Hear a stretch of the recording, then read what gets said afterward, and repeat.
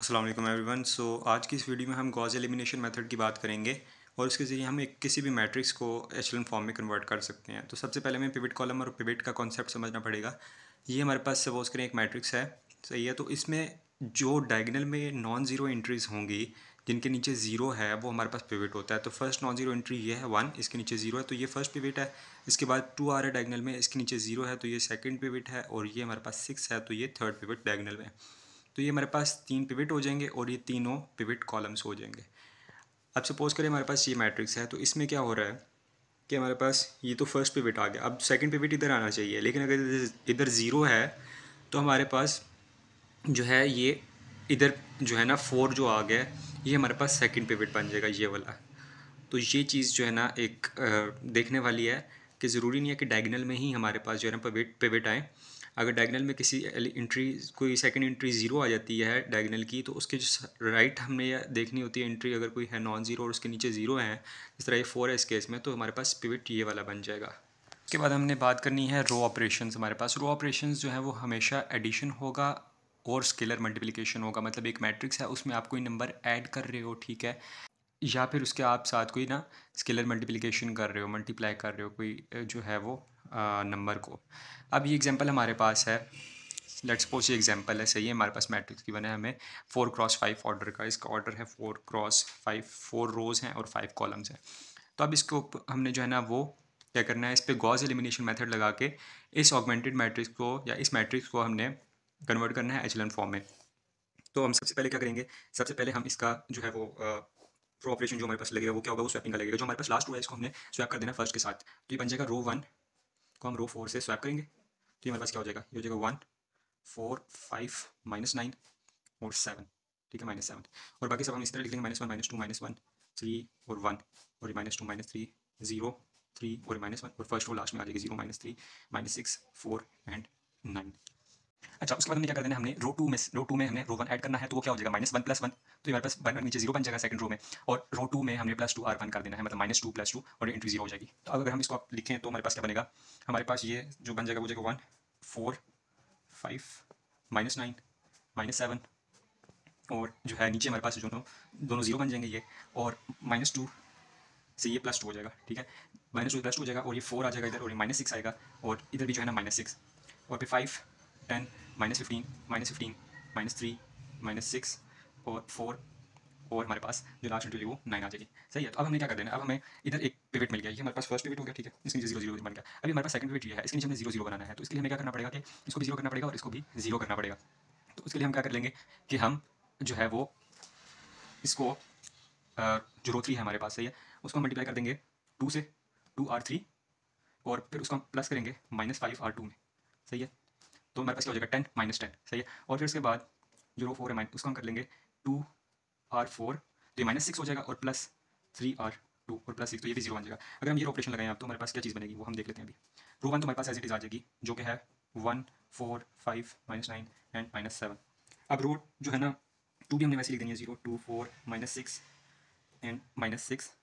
अब इसमें हमने काम करना है, तो 2 इंटू 0 0, और प्लस इसको करेंगे तो 0 ही आ जाएगा यहाँ पे, ठीक है। 5 2 10 10 2 5 10 10 -10 0, 10 2 20 एंड 4 5 20 20 -20 0, -15 इंटू 2 -30 -30 -6 इंटू -5, ये हमारे पास हो जाएगा +30, तो -30 + 30 equal to 0, and then -15 into 2 -30 -30 plus 30 वही वाला, ये भी 0 बन जाएगा, सारी हमारे पास 0 हो जाएगी, एंड 2 इंटू R4, तो ये तो 0 आ जाएगा पहले, 2 into R4 -6 + 3R2 -6 + 6 equal to 0, then 2 into R4 2 into -6 -12 plus 3 into 4 -12 plus 12, तो ये भी 0 बन जाएगा हमारे पास। और फिर उसके बाद 4 इंटू 2 8, और 8 -18 हो जाएगा, 6 3 18, तो 8 -18 हमारे पास कितना बन जाएगा, -10 बन जाएगा, और ये हमारे पास आ जाएगा 2 9 18 18, और ये हमारे पास 3 इंटू 6 18 18 -18 इज इक्वल टू 0, सही है। तो ये हमारे पास एंड इसकी लास्ट फॉर्म ये बन जाएगी, सही है। आगे मैंने स्टेप में थोड़ा कुछ किया है, 2 into 4 8 and 8 plus 18, okay, so it's correct. तो ये हमारे पास क्या हो जाएगा कि अब हमारे पास ये पहला पिवट बन जाएगा, ये दूसरा पिवट बन जाएगा, अभी तो पिवट नहीं बन रहा, तो हमारे पास थर्ड पिवट ये बनेगा, ओके। तो थर्ड पिवट हमारे पास जब ये बन जाएगा तो ये हमारे पास कन्वर्ट हो चुकी है एचेलॉन फॉर्म में। अब अगर इसी का हम जो है ना रिड्यूस एचेलॉन फॉर्म देखें, तो रिड्यूस्ड एचेलॉन फॉर्म जो होती है ना, रिड्यूस्ड एचेलॉन फॉर्म, उसमें बेसिकली क्या होता है, उसमें सिर्फ ये होता है कि अगर आपके पास ये कोई मैट्रिक्स बना हुआ है तो उसके जो डायगनल होगा ना वो हमेशा 1 होगा। इधर तो हम नॉन ज़ीरो रख सकते थे, इस तरह ये नॉन ज़ीरो, 2 नॉन ज़ीरो है, -10 जो है ना वो नॉन ज़ीरो है।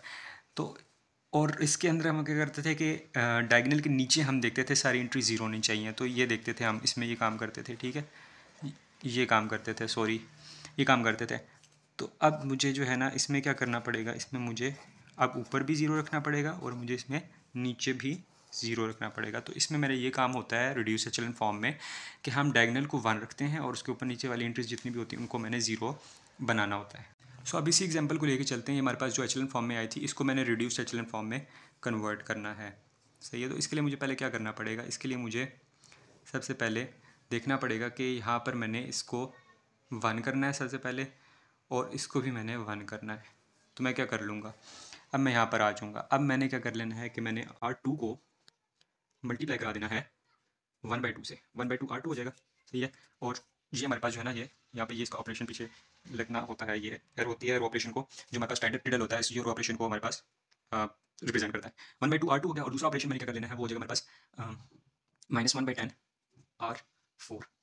तो ये मेरे पास क्या चीज़ बन जाएगी, मेरे पास बनेगा 1 4 5 -9 -7 0 1 2 -3 और -3, और ये सारी रो 0 हो जाएगी, ठीक है। और ये मेरे पास जो है ना वो 0 0 0 और ये 1 और ये 0, ठीक है। तो अब मैंने इसमें क्या कर देना है, अब दूसरा काम मेरा क्या रह गया, ये तो मैंने सब पिवट को 1 कर दिया ना, इन पिवट्स को 1 कर दिया। अब मेरा क्या काम रह गया दूसरा, मेरा दूसरा काम ये रह गया कि मैं जो है ना इसको मैंने 0 करना है, ठीक है, इनको मैंने 0 करना है और इनको मैंने 0 करना है, ओके। ये मेरा काम रह गया, इनको मैंने सबको 0 करना है, इनको मैं अगर ना भी करूँ तो जरूरत नहीं, इसके पिवट के ऊपर वाले मैंने 0 करना है, इसको 0 करना है और इसको 0 करना है मैंने। तो मैं इसके लिए क्या ऑपरेशन लगाऊंगा, इसके लिए मैं ऑपरेशन लगा लूँगा, इसके लिए मैं ऑपरेशन लगाऊंगा रो 1 प्लस -4R1। सो देखिएगा ज़रा यहाँ पर देखिएगा कि मैं हम जो है ना डायरेक्ट एडिशन कर रहा हूँ, मैं यहाँ पर डायरेक्ट सब्ट्रैक्शन नहीं कर सकता। तो ये एक इंपॉर्टेंट पॉइंट है नोट करने वाला कि डायरेक्ट जो है ना सब्ट्रैक्शन कभी भी नहीं हो सकती, एडिशन ही होगी। तो ये एक बहुत ज़रूरी जो है ना वो इसमें एलिमेंट है। और अगर मैं रो ऑपरेशन इंप्लीमेंट करूँ तो मेरे पास क्या हो जाएगा, 1 - 0 0 4 - 4 0, अच्छा 5 - 4 × 2 8 हो गया, 5 - 8 तो ये हो जाएगा -3 और -9 हो गया, और -4 मल्टीप्लाई -3 तो हो जाएगा +12, -9 + 12 ये मेरे पास हो जाएगा 3, और -7 मल्टीप्लाई बाय सॉरी -7 प्लस -4 × -3 तो ये हो जाएगा 12, -7 + 12 इज 5, और ये हमारे पास 0 1। और फिर जो है ना हमारे पास जो दूसरा ऑपरेशन करना है हमें वो भी इसमें जो है वो आगे देख लेते हैं, -3 -3 0 0 0 0 0 0 0 0 1 0। सो अभी हमने जो है ना सिर्फ इसको जो है वो बनाना है 0, बाकी हमारे पास सब ये रिड्यूस एचेलन में कन्वर्ट हो चुका है। ओके, तो हमारे पास ये जो है ना वो मैट्रिक्स आ गया था। अगर मैं अब इसको मैंने इन दोनों को मैंने 0 करना है तो मैं क्या कर लूँगा, रो 1 को मैं जो है वो प्लस करूँगा -3R4 के साथ, और रो 2 को मैं जो है वो क्या कहते हैं प्लस कर लूँगा 3R4 के साथ। तो अब हमारे पास क्या हो जाएगा 0 × 0 -3, ये 0 ही है तो फिर ये -3 ही रहेगा, सही है। और ये 3 × 3 प्लस -3 तो 3 - 3 is 0 and 5 - 0 is 5, then we have 0 1 2 - 0 तो 2 ही रहेगा, और -3 + 3 ये हमारे पास हो जाएगा 0, और जो लास्ट एंट्री है वो हमारे पास -3 ही रहेगी क्योंकि नीचे 0 है यहाँ पे, और फिर हमारे पास ये 0 0 0 0 0 and now this matrix here is the reduced echelon form. Sorry, we have one here, I'm committing a mistake, we have one here, the one we talked about when we converted into echelon form. So यहाँ पर जो है ना मैंने second step में इसको कर दिया था, 0 कर दिया था, तो ये 1 है। सो अब हमारे पास क्या हो गया यहाँ पर, एक ये पिवट, एक ये पिवट, ये 3 पिवट है, इन सब के ऊपर नीचे 0 है, सबके ऊपर नीचे 0 है, और बाकी मेरे पास जहाँ पर भी नॉन 0 आ जाए मुझे उससे कोई फ़र्क नहीं पड़ेगा, ठीक है। तो ये हमारे पास था एचेलन और रिड्यूस एचेलन फॉर्म का टॉपिक। इसमें हमने रिड्यूस्ड एचेलन फॉर्म में कन्वर्ट करने के लिए गॉस एलिमिनेशन मेथड देखा, और आगे अगर हमने उसको रिड्यूस एचेलन फॉर्म में ले जाना हो तो गॉस शॉर्टर मेथड होता है जो अभी हमने इम्प्लीमेंट किया, और एक मैट्रिक्स को जो कि 4x5 ऑर्डर का था उसको हमने एक एचेलन फॉर्म्स में कन्वर्ट किया पहले, फिर उसके बाद उसको हमने रिड्यूस एचेलन फॉर्म में कन्वर्ट किया। तो that was it from my side in this video, meet you in next video इंशाल्लाह। अल्लाह हाफिज़।